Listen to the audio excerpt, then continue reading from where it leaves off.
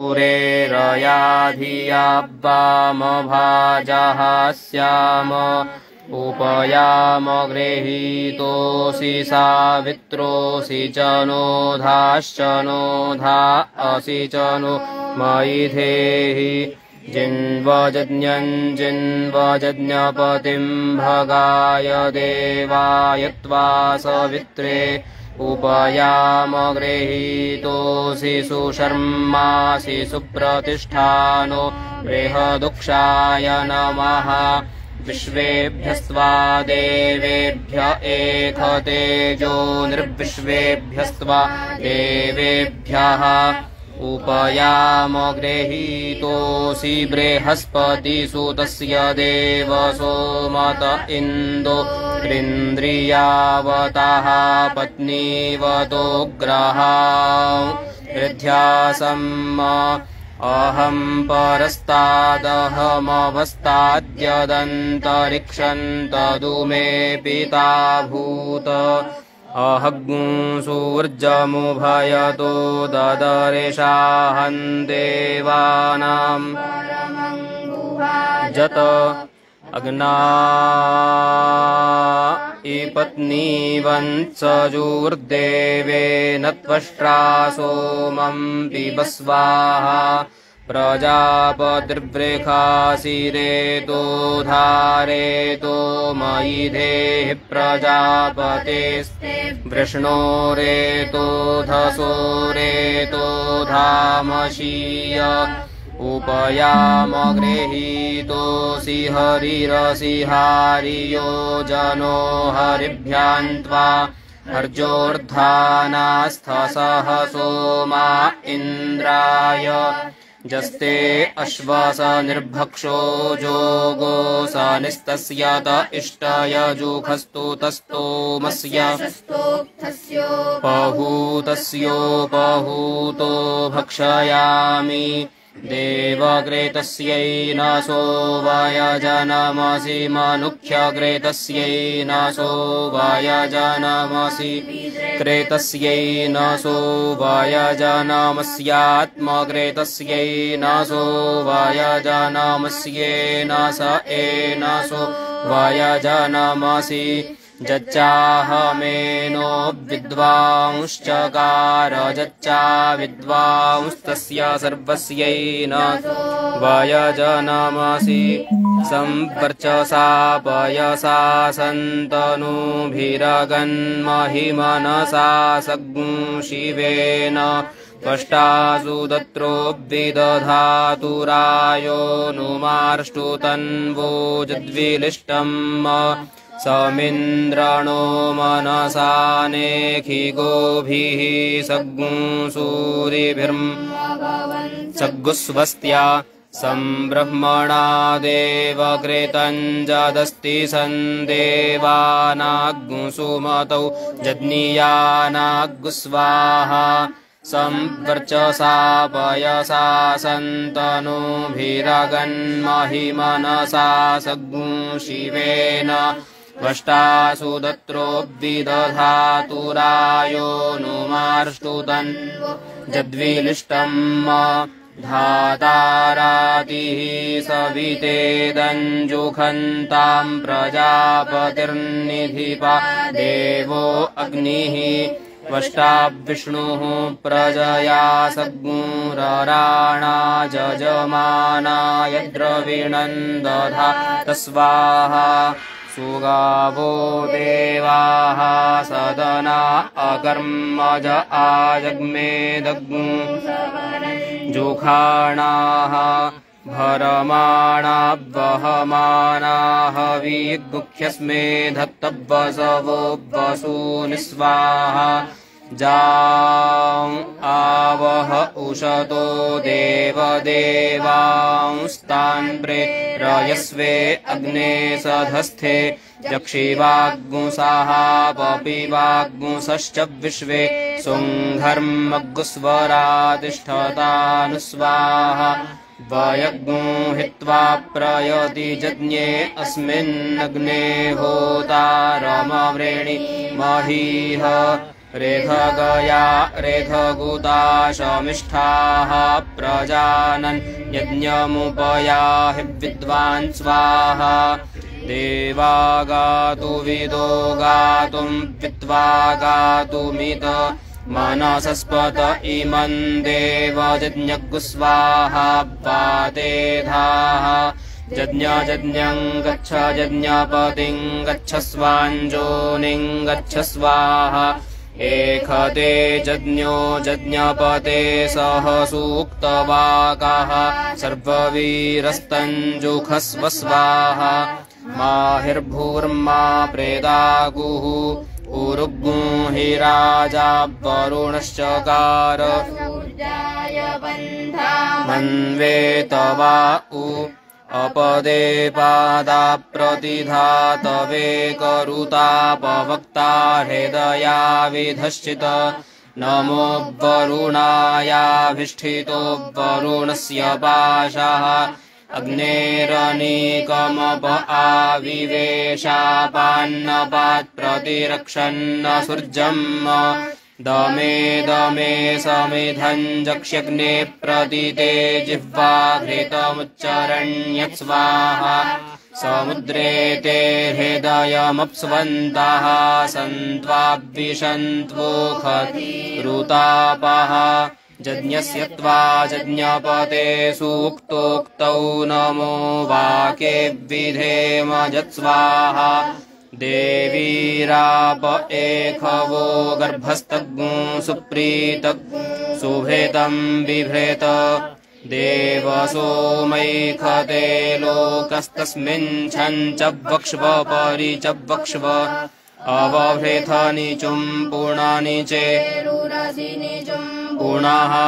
अवदेवैर्देवकृतमेनो यासिखमवमर्त्यैर्मर्त्यकृतं पुरुरावणो देवरिखस्पाहि देवानाग्समिदसि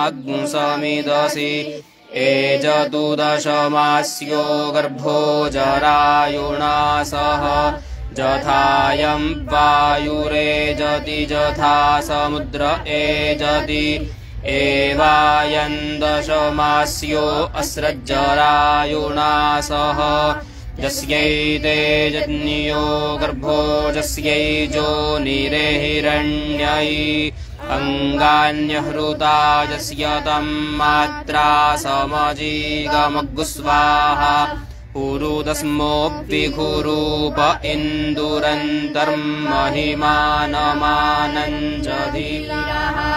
एकपदीं द्विपदीं त्रिपदीं चतुःपदीमष्टापदीं भुवनानुप्रथन्ताग्गुस्वाहा मरुतो यस्य हिक्षये पाथादिवो विमहसः ससुगोपातमो जनः महीद्यौः पृथिवी च न इमं जज्ञं मिमिक्षताम् पिप्रेतान्नो भरीमभिः आतिष्ठवृत्रहन् रथं जुक्ता ते ब्रह्मणा हरि अर्वाचीनग्गुंसुते मनोग्रावा प्रेणोतुभग्नुना उपयामगृहीतोऽसीन्द्राय त्वा खोडशिन एखते जोनिरिन्द्राय त्वा खोडशिने जुक्ष्वाहि केशिना हरिवृखणा कक्ष्यप्रा अथान इन्द्र सोमपागिरामुपश्रुतिं चर उपयामगृहीतोऽसीन्द्राय त्वा खोडशिन एखते जोनिरिन्द्राय त्वा खोडशिने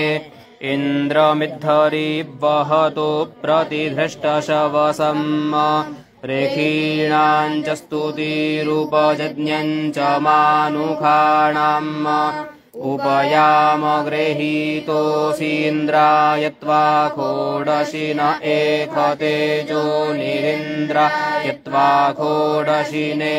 यस्मान्न जातः परो अन्यो अस्ति ज आविवेश भुवनानि विश्वा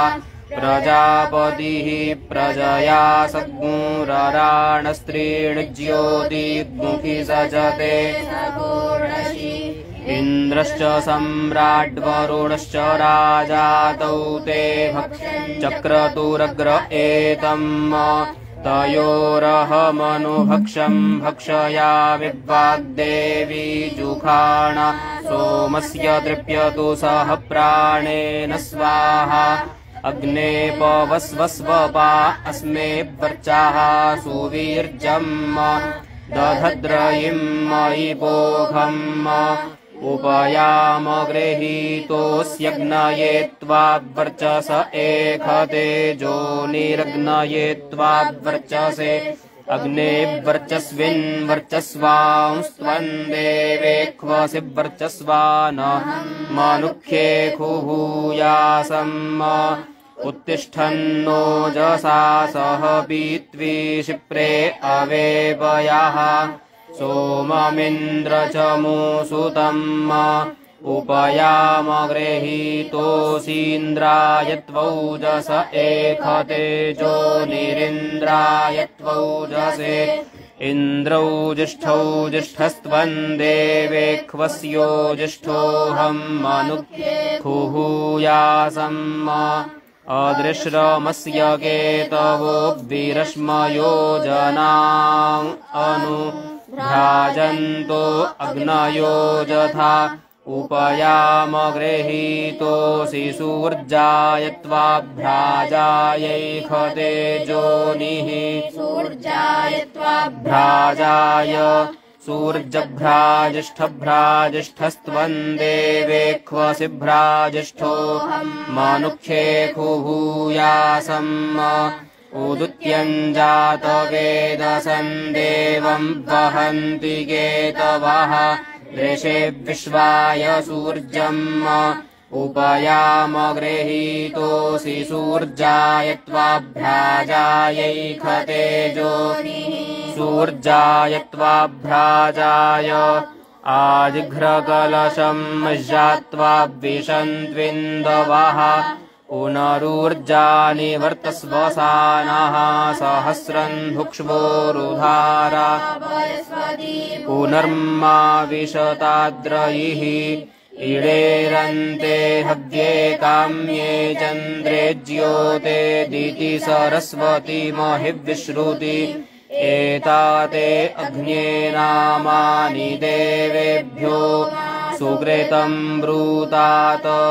विन इन्द्रमृधो जहिनी चाजच्छ वृतन्यतः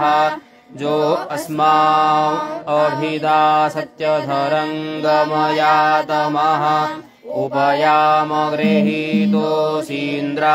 त्वाद्विवृध एखते जोनिरिन्द्राय विवृधे वाजस्पतिम् विश्वकर्माणमूतये मनोजुवम् वाजे अद्याहुवेम स नो विश्वानि हवनानि जोखद्विश्वशम्भूरवसे साधुकर्म उपयाम गृहीतोऽसीन्द्राय त्वाद्विश्वकर्मण एखते जोनिरिन्द्राय त्वाद्विश्वकर्मणे हविखावर्धनेन त्रातारमिन्द्रमकृणोरवध्यम् तस्मै विशाः समनमन्तपूर्वीरयमुग्रो विहव्यो यथा सत उपयाम गृहीतोऽसीन्द्राय त्वाद्विश्वकर्मण एखते जोनिरिन्द्राय त्वाद्विश्वकर्मणे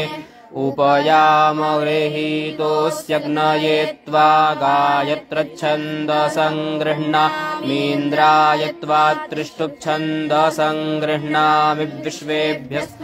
देवेभ्यो जगच्छन्दसङ्गृह्णाम्यनुष्टुप्तेऽभिगराः वृषीणाम् त्वा पद्मन्नाधूनोमि कुकूननानाम् त्वा पद्मन् धूनोमि बन्धनानान्त्वा पद्मन्नाधूनोमि मदिन्तमानान्त्वा मधुन्तमानान्त्वा पद्मन्नाधूनोमि शुक्रन्त्वा शुक्र आधूनोम्यह्नो रूपे सूर्यस्य रश्मिको ककुभग्रूपं प्रेखभस्य रोचते बृहच्छुक्रस्य पुरोगाः सोमः जते सोमादाभ्यन्नाम जाग्रेवि तस्मै त्वा गृह्णामि तस्मै ते सोमसो यस्वाहा उषित्वं देव सोमाग्नेः प्रियं पाथोऽपि हिब्वशित्वं देव सोमेन्द्रस्य प्रियं पाथोऽपि यस्मत्सखात्वं देव सोमविश्वेखान् देवानां प्रियं पाथोऽपि इहरतिरिहर मध्वमिह धृतिरिहस्वधृतिः स्वाहा उपसृजन् धरुणं मात्रे धरुणो मा